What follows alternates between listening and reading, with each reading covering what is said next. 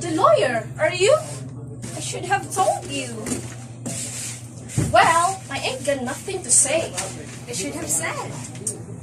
Nothing! How glad it was to have you come here in my land. I told the police I have nothing. I promised myself to get down someday and see the way you lived. They know real well it wasn't me. But I don't know. They weren't supposing kitchen with me in the woods as they did. With a house full of hungry men to feed. Folks don't walk miles and miles in the drifted snow with no hut nor wrap on them. If everything's alright, I guess. You want to know what is wrong with me? Alright? Do you? Nothing weren't. Right with me, never was. I guess it's fine. May it be like thunder moles. I can't express my feelings any more than I can raise my voice or want to lift my hand. Oh Lord. Oh, I can lift it when I have to. Why did I do it? Couldn't you be sure of that? Did you ever feel so? I hope you never. It's get so I don't for sure whether I'm glad sorry or what have you. Why even yesterday and Ed here again? There's nothing but a voice inside that tells me how I ought to feel and would feel if I hadn't gone wrong. Why, if you had eyes, have seen changing under your very nose? Take the lake. Each day a little different. I look and look it. But you never nothing you don't. I see it's a fair, pretty shed of water. I stand and make myself repeat out loud the advantages it has, so long and narrow, like a deep piece of some old running river cut short at both ends. It lies 5 miles straight away, though the mountain notch from the sink window where I wash the plates, and all our storms come up toward the house, drawing the slow waves whiter and whiter and whiter. Don't touch me, Jake. It took my mind off donuts and soda biscuits. Many times I've sat up with him nights. Don't you dare touch me. When he had cramps or rheumatism or something. I ain't no humor. I used to nurse him since he was a baby. I used to step outdoors and take the water dazzle in on a sunny morning, or take the rising wind about my face and body and through my wrapper when a storm threatened from the dragons and a cold shivered across the lake. I wouldn't hurt him. I love him. I see it's a fair, pretty shed of water. Don't you dare say I killed him. It weren't me. Listen to the Something got a hold of me. You let things more like feathers regulate your going and coming. I couldn't help it. That's what's come over me. And you like it here? Just a change, clear, true. I can see how you might, but I don't know. It would be different if more people come, then there would be business. As it is, the cottages land built, sometimes we rent them, sometimes we don't. What should I do? We have a good piece of store that ought to be worth something, and may yet, but I don't count on it as much as land. What should I do? He thinks I'll be alright with doctoring, but it's not medicine. Why weren't I struck dead and paralyzed before my hands done it? Love is the only doctors dare to say, so it's rest I want. No, sir. There ain't no extenuation circumstances. I don't want none. Len says one steady pull more ought to do it. He says the best way out is always through. It is a strain living a life from morning till night. What should I do? I'm going to put an end to it right now. I ought not to have so much put on me, but there seems no other way. Oh my god! There! I've seen it. From cooking meals for hungry hired men and washing dishes after them. From doing things over and over that just won't stay done. I want a bolt of lightning to strike me dead right now. And I agreed to that. And so far as I can't see no other way out but through less ways for Oh, I tell you. When I marry you, I love you. But it won't make no difference. Nothing will. I did. it's not that Len don't want to be the best for me. Yes, I killed him. It was his plan our moving over and beside the lake 10 miles from anywhere. I killed him because of silence. We didn't change without some sacrifice. The long, long silence. And he wouldn't break it. Back then, your voice would make me go hot and cold all over. I tried to make him. And your kisses. But he was terrible, taciturn. Ed was. Most stop my from within. He never spoke except when he had to. Then he'd only say yes and no. That's why it was. He didn't hear it, same as I did. Len undertakes too much. His work demands, of course, from sun to sun. If Ed would have talked sometimes, it would have driven away. But he never would. But work and all. Lord, I was silly fool. You can even guess what that silence was. I hear it whispering in my ears and I get frightened. It was so thick and always coming back. You said our farm was off the main road and said away back under the mountain. And the village was 7 miles off. We didn't have no hired men except in haying time and Dane's place. That was the nearest was clear way on the other side of the mountain. He into everything in town this year. It's highways. There was a cart track took you to the Danes in summer. Ain't weren't about 2 miles that way, but it weren't never broke out wingers. Well, I married you. I used to dread winters. And I thought heaven was coming to sit on the doorstep. You don't know what snow's like when you're with it day in and day out. Heaven didn't donut sitting. Ed, would you be out all day logging in? I sat at home and look at the snow laying over everything. He's got too many men around him to look after that make waste. It would dazzle me blind, till it weren't white anymore, but black as ink. The advantage of him something shameful. Then the quiet would come, comments rushing past my ears till I almost went back to listen to it. We have 4 here to board. Very good for nothing. Strolling about the kitchen with their talk while I cook the bacon. The first year wasn't so bad. Much they can. Managed the time I dropped, ran on the floor just to clatter.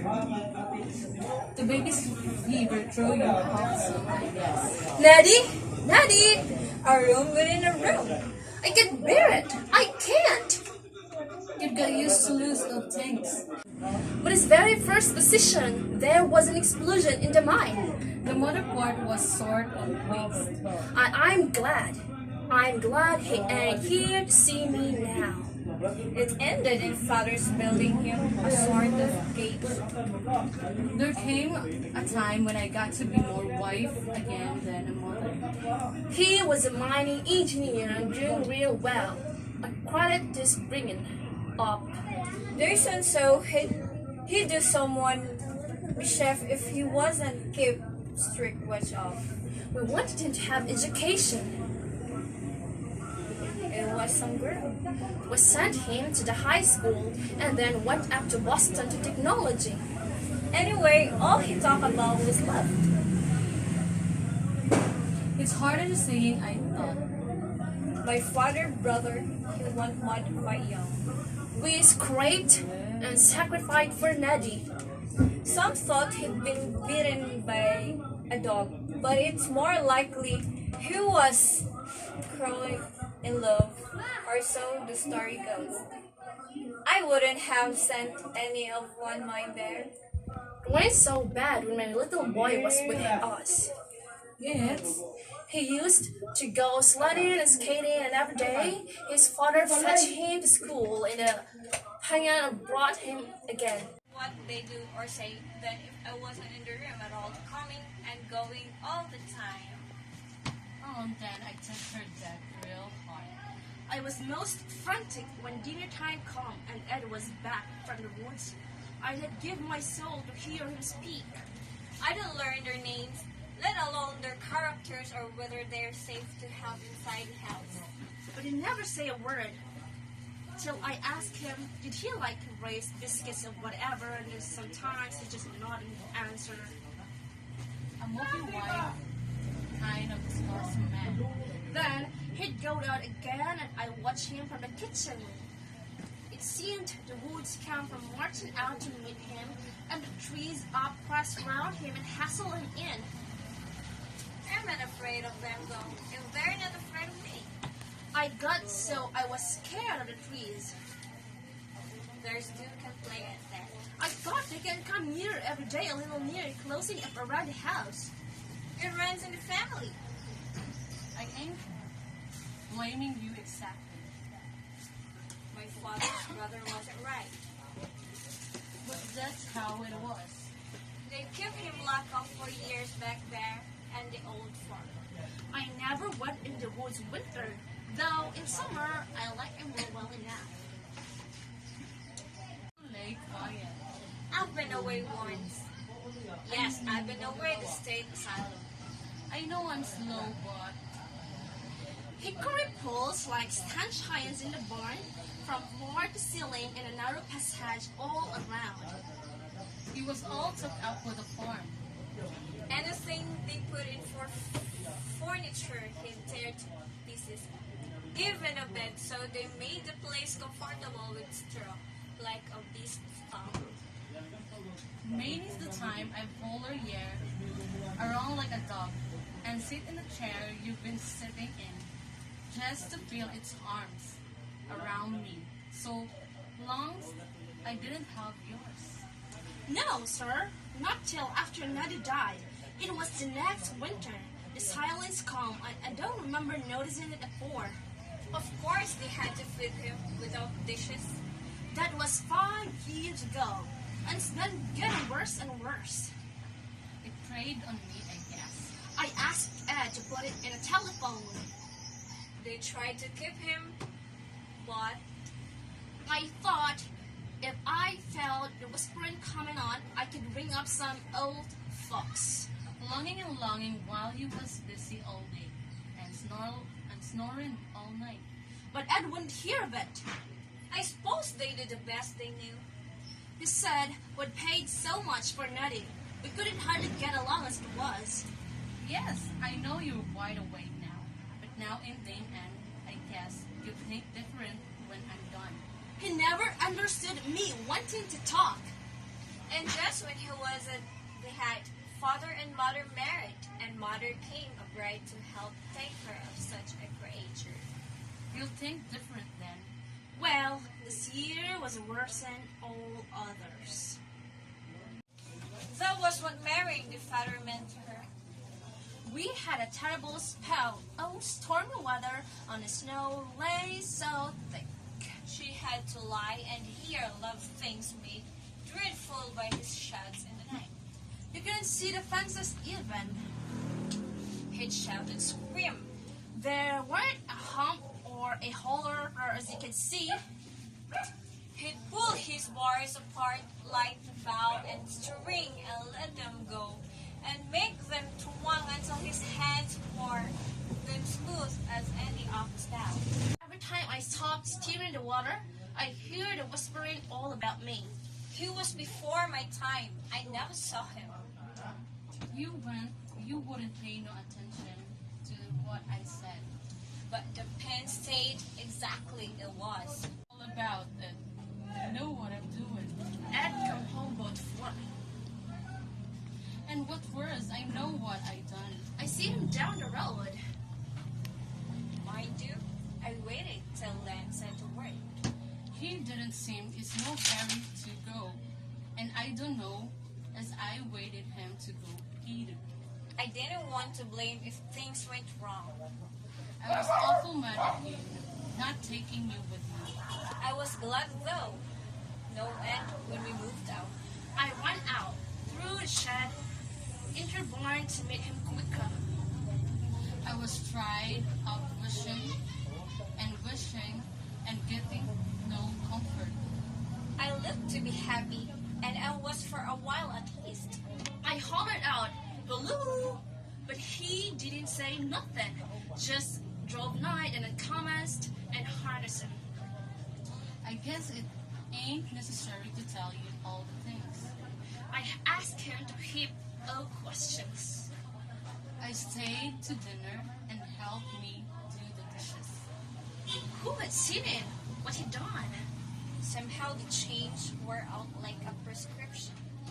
He said a home was a fine thing, and I said dishes weren't a home. Once in a while, he'd matter shape. There's more to it than just window views and living by lake. He said a lot of things. I'm past such help. I fended him off at first, but he got to talking all around me, close up in the things I've been thinking. It was getting dark then. What's the use of me going on, you know? I was in a state with the loneliness and Ed paying no attention like something wasn't living. He got all he wanted, and I got it to him. And what's more, I'm glad. Unless Len talked the notion which he want, and I won't ask him, I suppose I've got to go the route I'm going. I ain't dead anyway, and somebody thinks I'm something. All of a sudden, it calmed. Other fox have to. Why shouldn't I? You know what? But I just couldn't stand no more. Keep up with Jake. I almost think if I could do like you, drop everything and leave out and cramp. You can kill me tomorrow if you like, but I'm going to have my say. But it might be. Come night, I shouldn't like it. It didn't seem though that was Ed, Or a long rain. and it didn't seem as though it was me.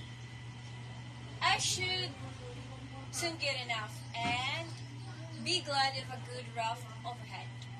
I had a safe way out something. I've lain awake thinking of you more than you have yourself some of the night. Something was closing in. Funny thing. As long as you are there as I love it. Guess I ain't made to hold a man. Oh my god!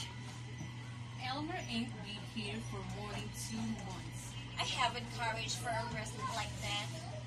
I can't see nothing else afford me.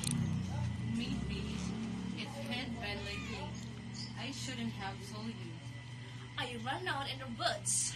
I go away in the morning, of course. Seemed as if they was fooling in. Bless you, of course, you're keeping me from work. But the thing is, I need to be kept. And all the time I was wading through the snow. What you want the life fair? The snow! I don't look no different. I said, and in front of me where I let him. Ain't moon bright enough to look at a woman gets to see you why? I see him now. Don't, Jake. There! Don't! There's work enough to do. There's always that. What you holding me for? You can love me now. I want to go to Ed. It ain't a question of forgiveness. He's bleeding. The worst you can do is set me back a little more behind. Stop holding me. I've been thinking of Elmer every minute.